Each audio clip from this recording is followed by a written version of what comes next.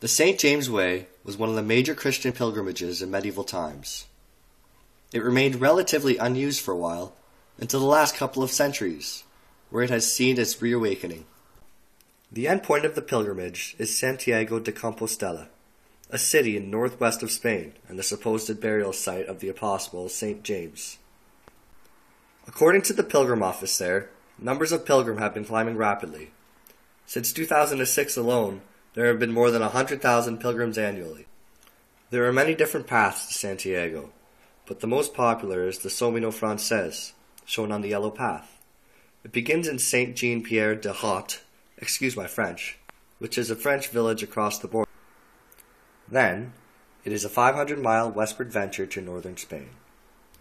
The path cuts through the Pyrenees Mountains, through landscapes and cityscapes, through great natural views and crappy-looking factories, through crumbling villages and towering cathedrals, and several ornate buildings by the famous architect Antonio Gaudí.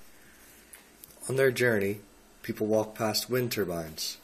They walk under the stork nests, next to farmers working.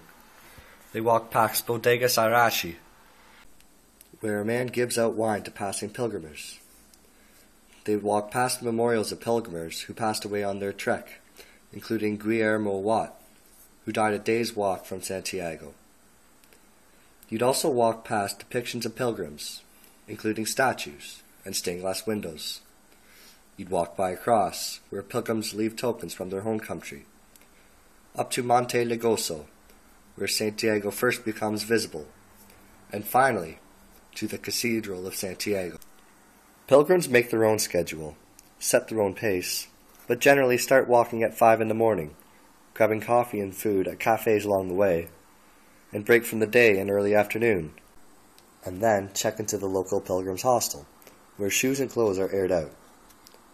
A few pilgrims walk with flags from their country, and all place a shell on their bag and carry a pilgrim passport, giving them discounts to meals and sleeping. Each hostel stamps the passport, which is shown as proof to earn the Compostela, the certificate awarded for completing the Camaro. Sometimes these hostels fill hundreds of people at a time, and can be as cheap as $10 a night. The route is very well marked, usually indicated by a yellow arrow, though it can easily be missed on city streets. As one comes close to Santiago, the word casi, or almost, accompanies the yellow arrow. Though walking has been the mode of transportation associated with the pilgrimage, people are now starting to bike the Camaro. Though I don't think that if the pilgrimage has become less religious, perhaps 2010 was an exception. That year, St. James Day fell on a Sunday, making it a holy year to walk the Camaro, which won't happen again till 2021. After the walk, some continue to the point named Finis Dere, on the coast where pilgrims can look out on what was once thought to be the end of the world. They then burn their smelly clothes and go down to rinse their feet in the sea.